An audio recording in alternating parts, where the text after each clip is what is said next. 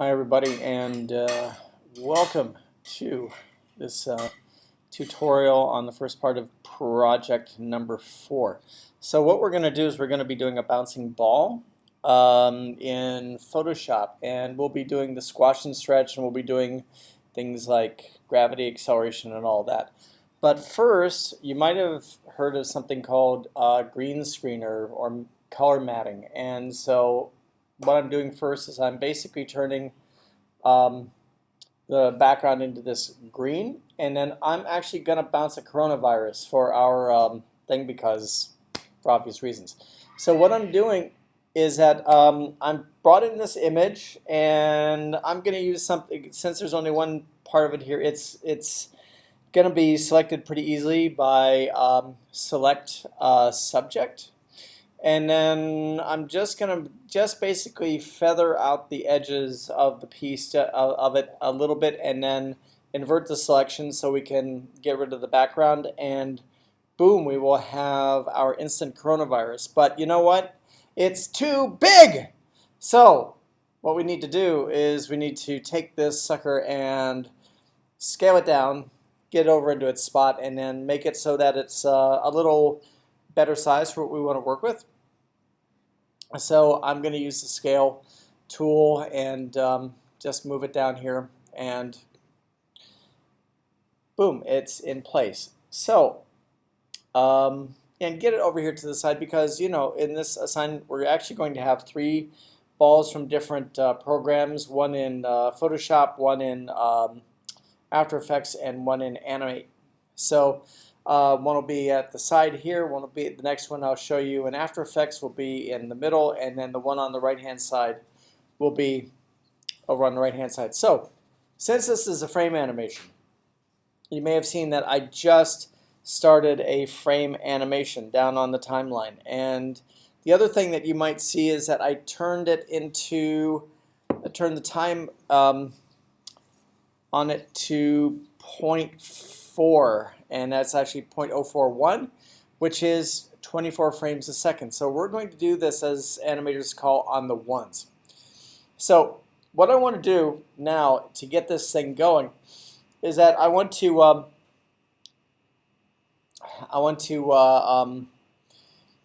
since we're going to do 24 frames, I'm going to get 13 set up. Why do I want to have 13 set up?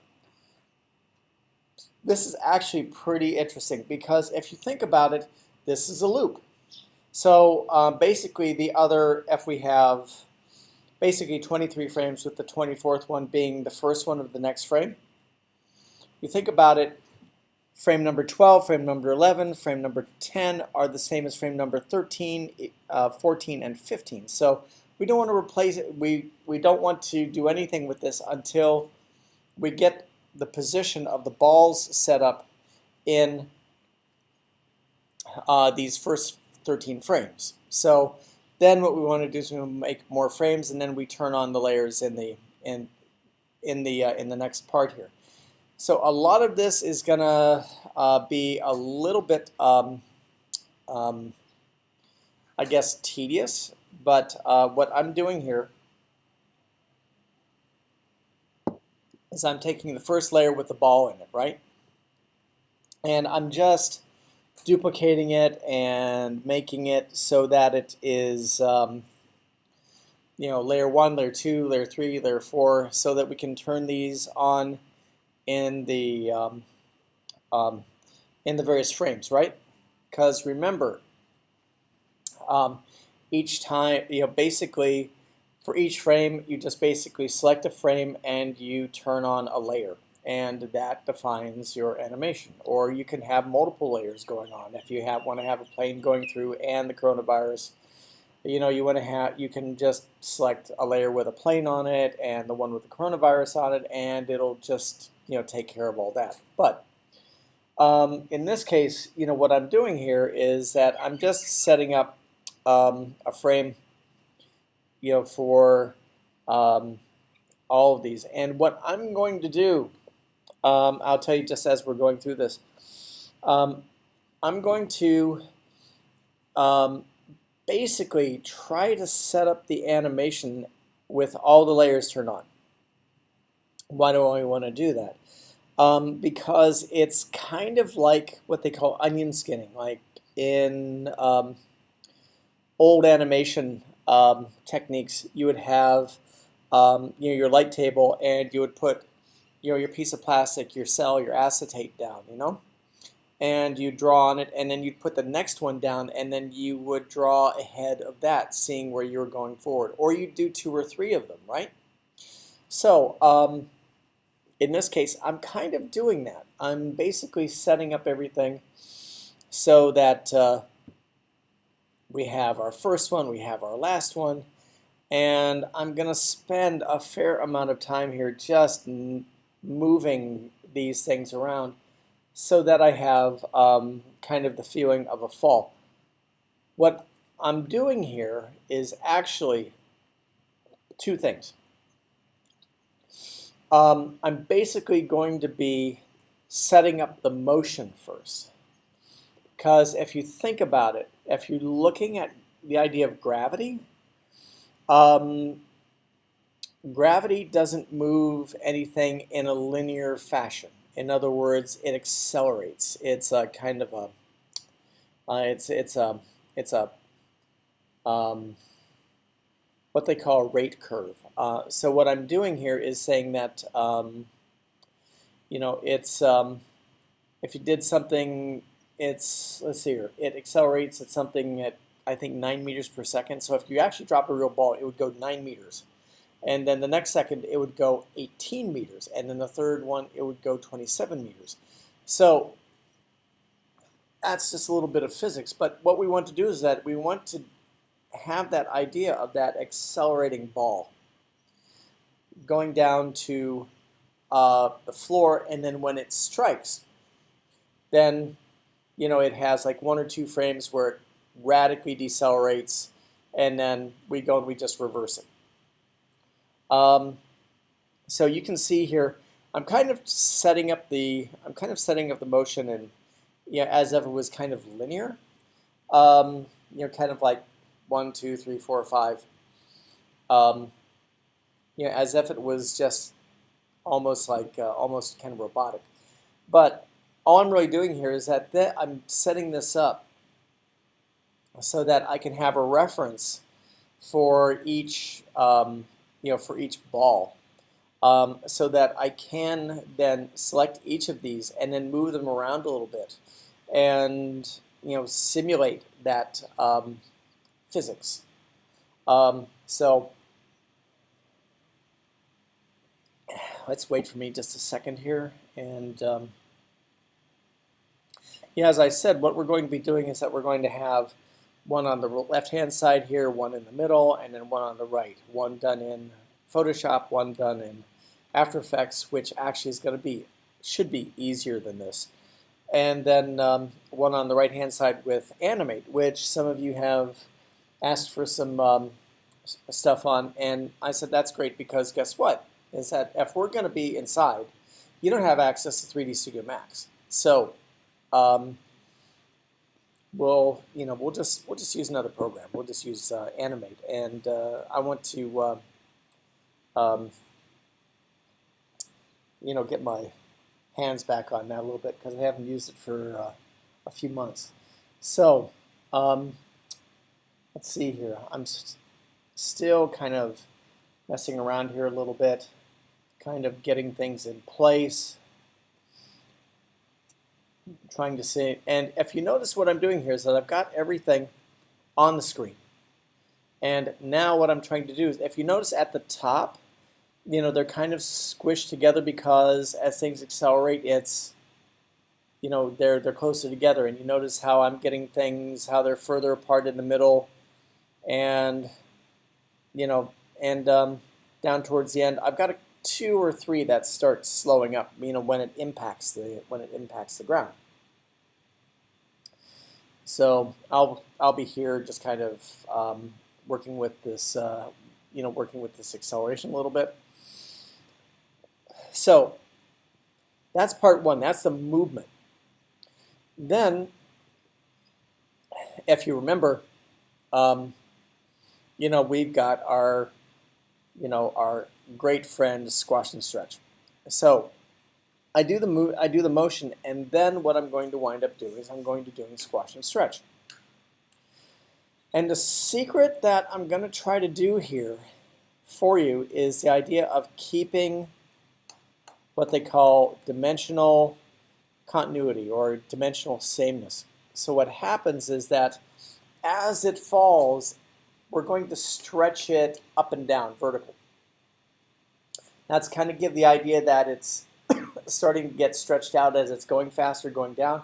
And then when it gets close to hit, we're going to smash it, and we're going to smash it out to the sides, because that gives the idea of the, of the material quality of the of that particular of this ball. So, and I'm messing around here a little bit, trying to find transform, and it's okay. Anyway, so we've got the motion set up. Now what I'm going to do is I'm just going to use Shift and the free transform to kind of squash it out a bit. Let it be, non-proportional. And notice how I've got this. And what I'm going to do is that you notice it's gotten out from being in the center. So I'm just going to move it after I get this done. I'll move it around, and it'll just snap back into the center of all of these, which will be great. All right. No, I think I'm just trying to look for free transform again. Okay, yeah, I'm just trying to do this really with all these here, and don't worry about this. It's just a matter that every once in a while I keep thinking that I hit Control, but I need to hit Shift to have this have it go equally from the sides. So anyway, I'll do this here in just a second, and hit perspective. Okay, anyway, hang on just a second. I'm just messing around here for a moment. Let me get myself together, and yep, we'll go back to treat the free transform. There we go, that's better. Okay. And I'll kind of try to get these finished up a little bit. Let me give you a little preview of what's coming up ahead. Is that I might have a problem that some of you have. I moved a couple layers out of sequence. And that is causing me a lot of problems here. So we'll show you how to fix that up in just a moment.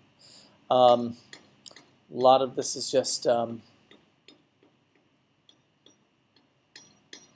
little bit boring stuff, but you notice what I'm trying to do here is that I'm trying to not have things squashed out. I'm now trying to stretch. And that'll get a lot more up into frame 5, 6, 7, and 8, which will be great. And then once again, what I'm doing is I'm just setting my transform, and then letting it snap right into the center of everything. And that means that I'll let Photoshop just line things up exactly as I need to. The ball is going to drop in a perfectly straight line, and it's going to smash, and it'll be fantastic. And I think I'll probably do this stretch. Oh, wait a second. I know what I did here is that actually, instead of trying to get this stretch correct for like these 3 or 4 frames, because it's basically about the same, right?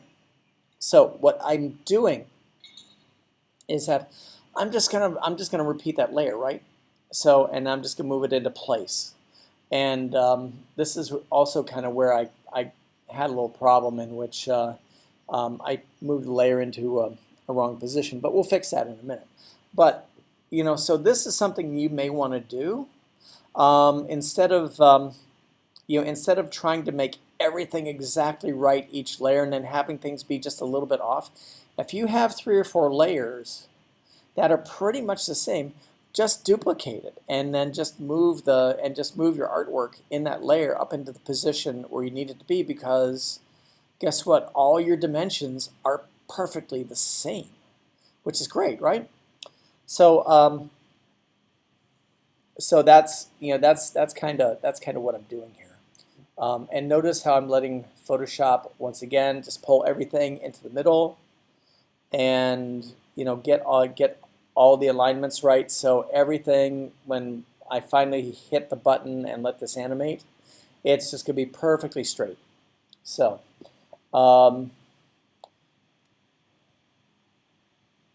so I'm just checking a few things here and there, and seeing how this goes. So we've got about 10 minutes left in this tutorial. As I said, next is going to be After Effects, which hopefully is going to be really, really easy, because it's just going to be about keyframing and setting up a color mat in the back, and to make sure that you've got this green. And then really it's going to be about maybe 4 keyframes. That's going to be it. It'll be really actually more simple than this.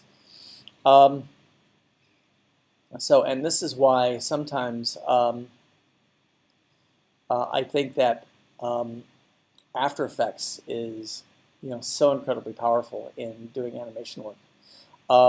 That just makes things so much easier.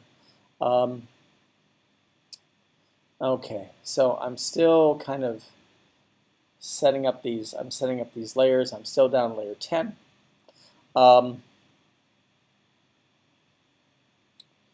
And I'll get myself down into layer 7, and I'll just check layer 10, layer 9, and actually I think I'm going to have some problems. I think I have some problems there.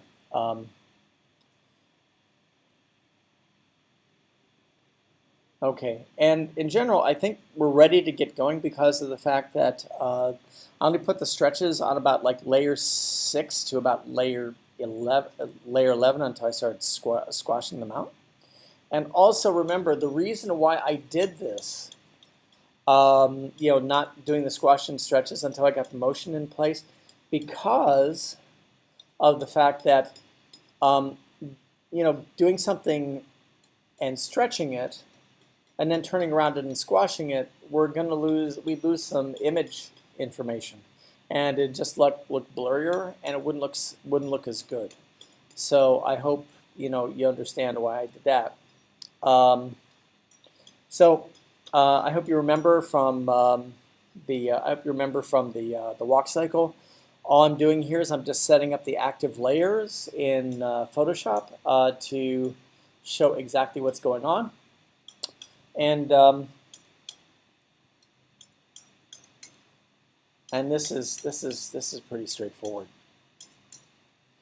So hopefully here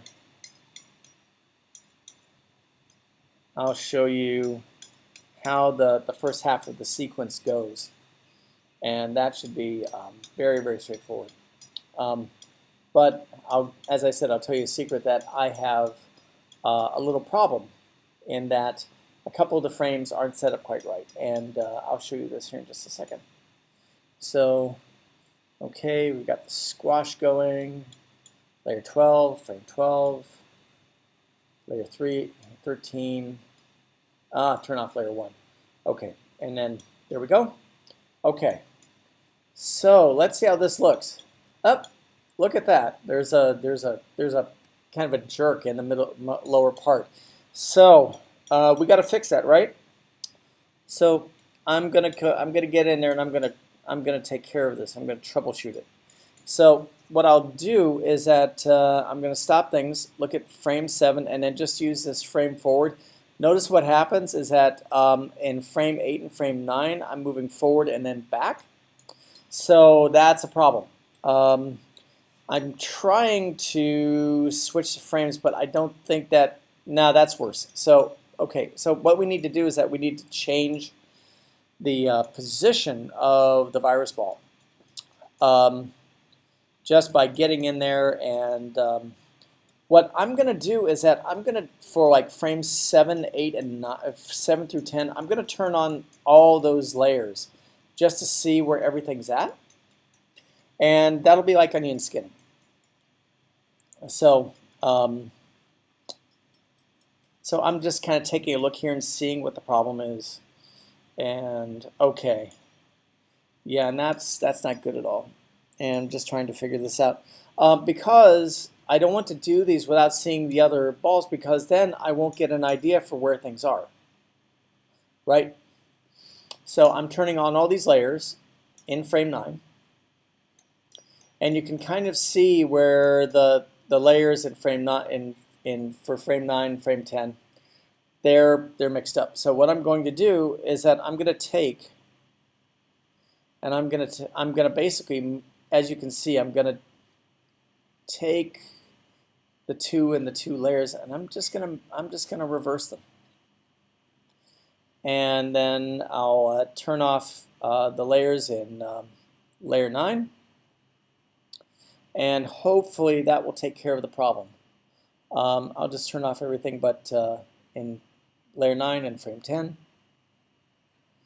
and hopefully, inshallah, we're taken care of. So, all right, let's look. All right, that's cool. Basically, 3/4 of the job's already done. So we've got everything in place so that you know, all we really need to do is that we just need to make 12 more layers and just turn on, say like in frame 14, we turn on layer 12. In layer 15, we turn on layer 10, and you know, all these things. So I'll show you right here.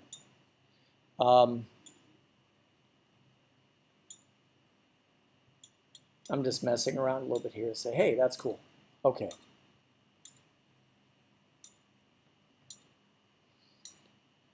So let's just go and duplicate a bunch of layers. Let's take this up to layer 23. Just more.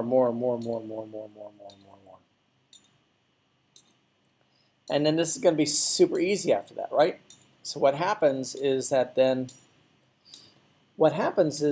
all these will have one layer, then the next, and then we'll just turn on the next layer back, because actually one thing that I'm doing that's actually I'm making it super easy for you is that I'm taking in layer 12 is that when we go to layer 13, we turn on layer 13 actually for layers for the next frames.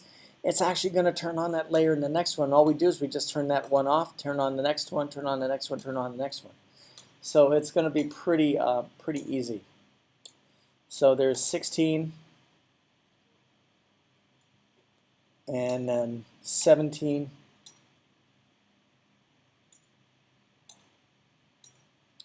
So 17 is going to be layer 9. 18 is going to be layer 8.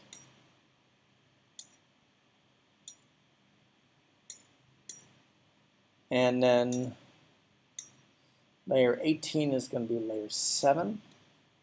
And since we fixed the problem in the movement in the first half of the animation, we don't have to worry about it on this side of the animation, as long as we have our layer sequence proper, which is fine.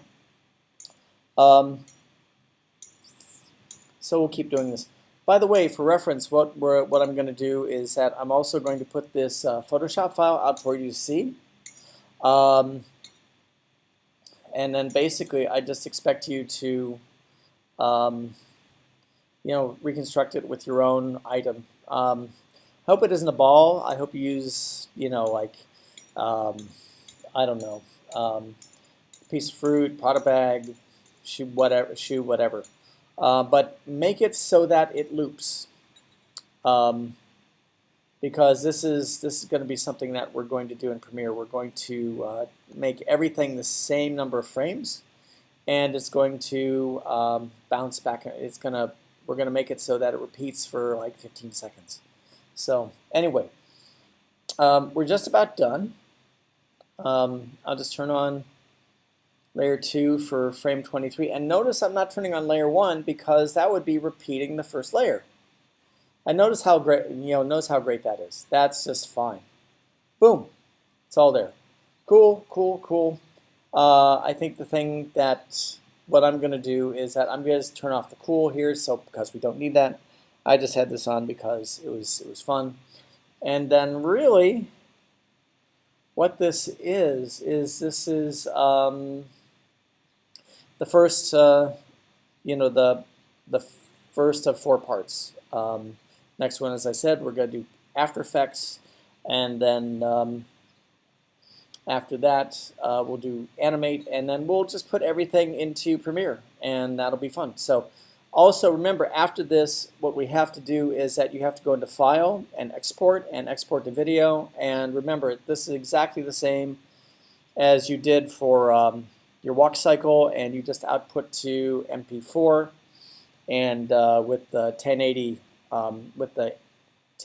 HD format, and you should be fine.